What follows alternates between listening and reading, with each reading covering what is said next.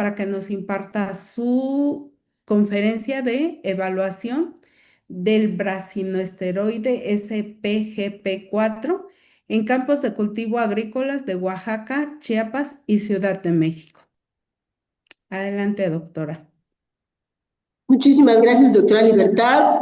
Agradezco a todos y cada uno de ustedes que nos demos la oportunidad de conocernos, de convivir y sobre todo de estar en esta segunda jornada internacional de conferencias por el ambiente, porque nos invita no solamente a interactuar, sino a reflexionar, ¿no? En el marco del Día Mundial del Medio Ambiente.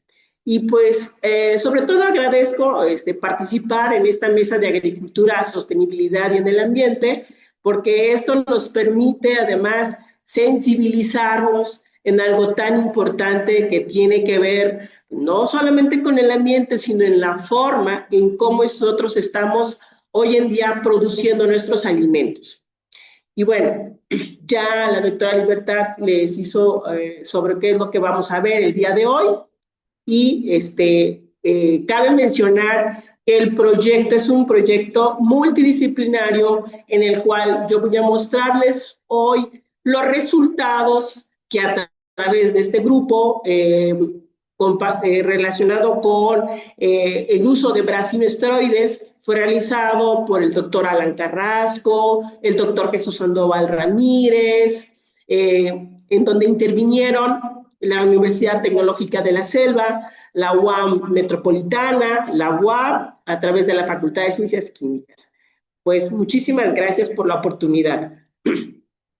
Para iniciar, contextualizando, recordemos que parte de lo que hoy en día estamos previendo hacia el futuro en términos propios de la agricultura, datos que ofrece la ONU menciona que para el año 2050 seremos alrededor de unos 9.700 millones de personas.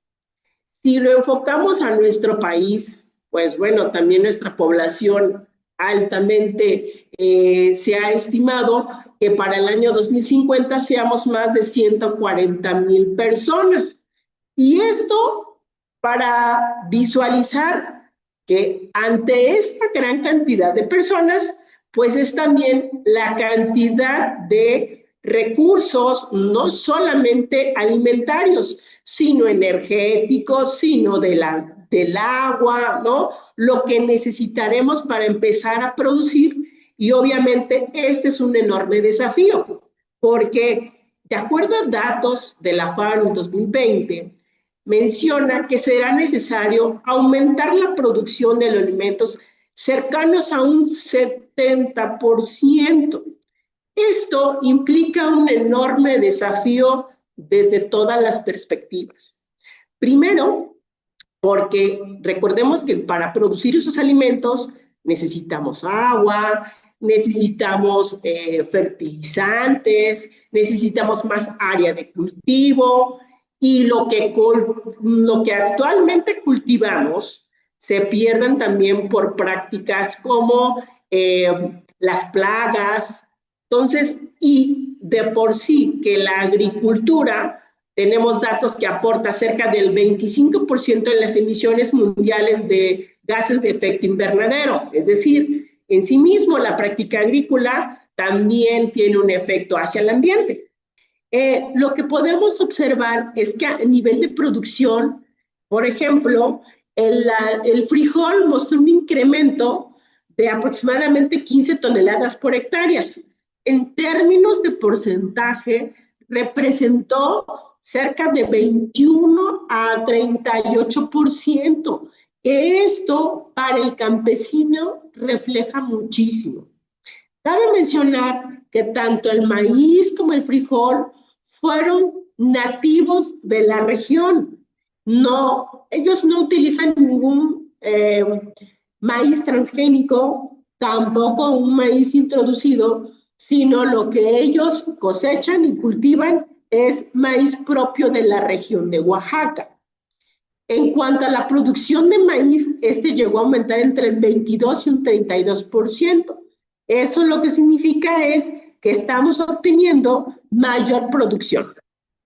En esta imagen, para que ustedes puedan observar más gráficamente, del lado izquierdo tenemos una mazorca de la parcela sin compuesto y del lado derecho podemos observar la parcela con compuesto.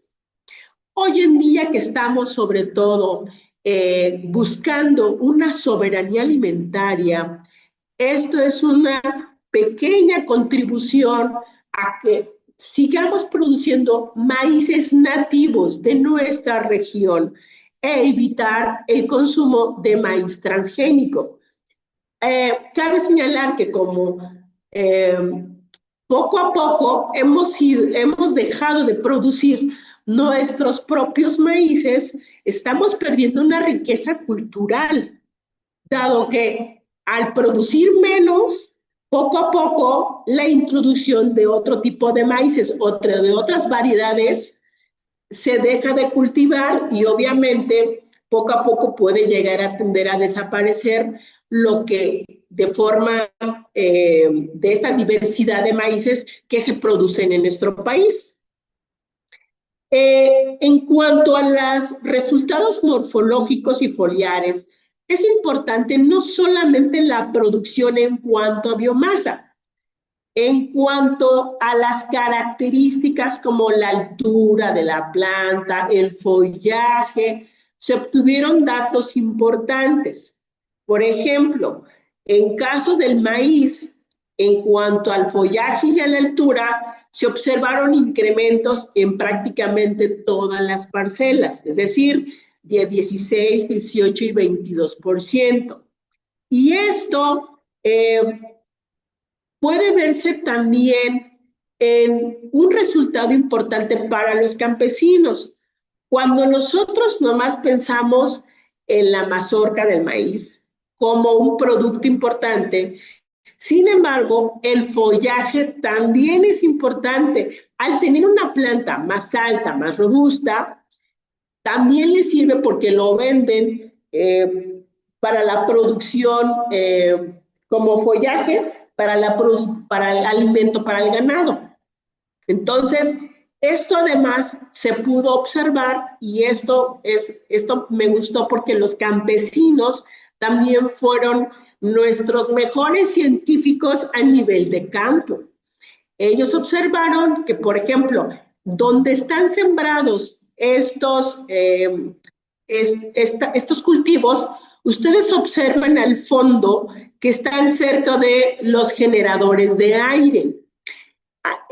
Los que conocen la región del Istmo se darán de cuenta que están estos generadores de aire, producen mucho viento. Entonces, algunas plantas de maíz pues se doblan con el paso del tiempo y estas plantas fueron mucho más fuertes.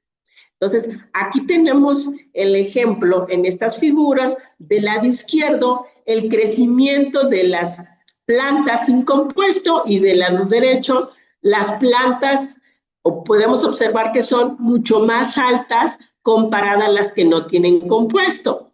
Ahora, apenas se observan en la parte de abajo el crecimiento del frijol que está a la par del crecimiento del maíz.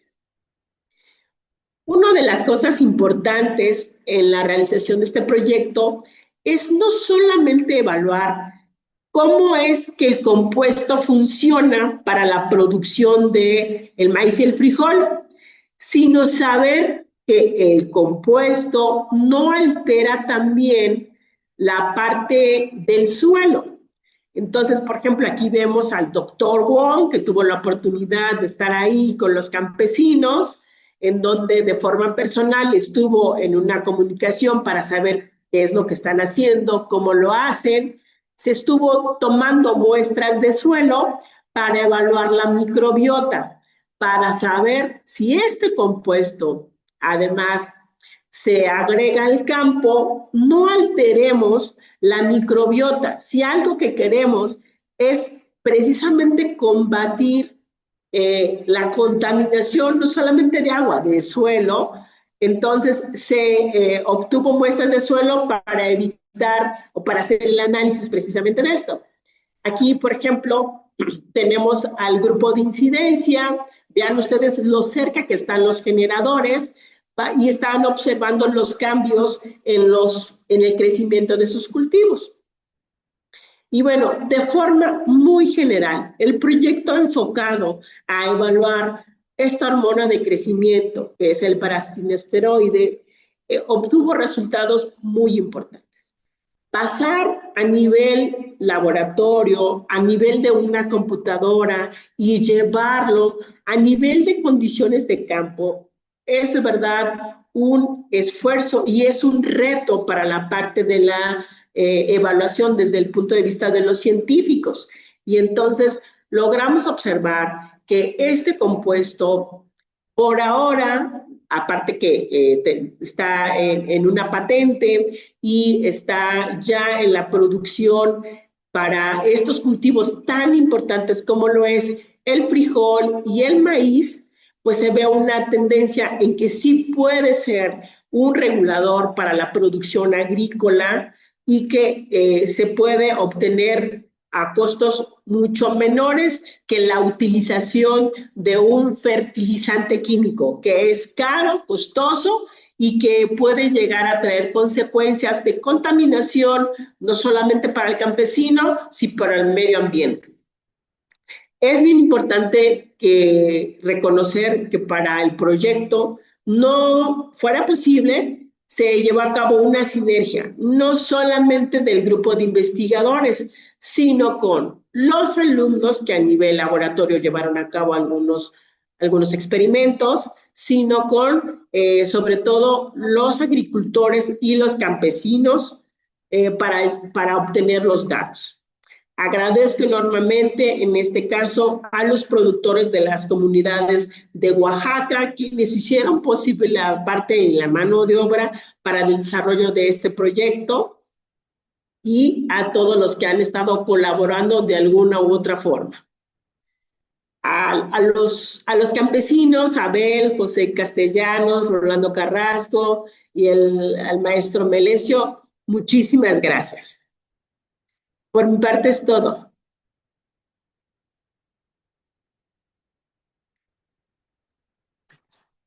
Muchas gracias, doctora Sandra Luz. Damos paso a las preguntas. Eh, Iniciamos con un comentario que hace el doctor Raúl Verdeja. Sí.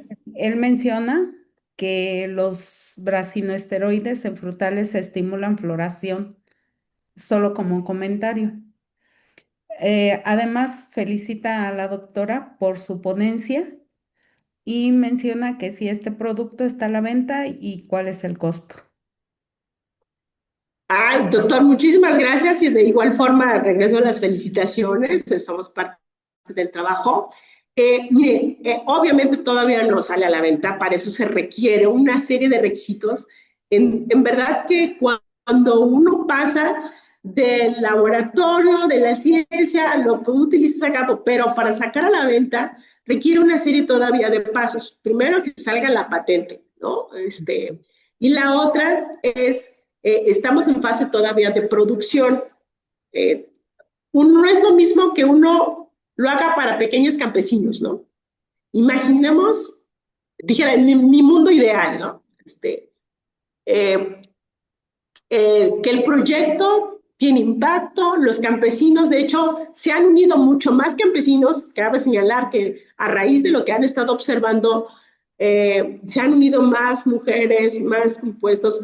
Es importante el desarrollo a nivel laboratorio para ir escalando. Entonces, se ha estado escalando la parte del proyecto, todavía se requeriría después una fase a nivel de tenerla a planta, piloto, es decir, empezar a producir en masa. Estamos todavía a nivel producción, todavía para pequeños y todavía, desgraciadamente, no está a la venta. Todavía está en fase de seguir haciendo experimentos.